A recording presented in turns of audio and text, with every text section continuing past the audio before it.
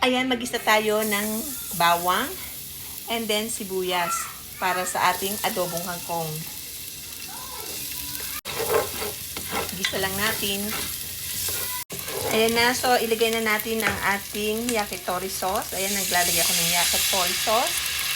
And then, ang ating pampalasang toyo. Dahil sa gusto ko ng maanghang, is lalagyan ko ng chili sauce. Ayan, so aanghangan natin. Maglagay rin tayo ng konting suka, paminta, oyster sauce, konti lang. Lagyan natin ng konting tubig. Lagay na natin ang ating kangkong. Ito, 4 na tali ng kangkong itong nilagay ko. Ilulutuin ko dahil paborito namin ng adobong kangkong. Ayan, haluin lang natin.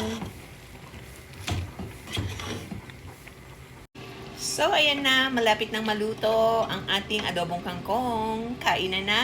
Yummy! Okay, ready na! Bon appetit! Yummy! Adobong kangkong.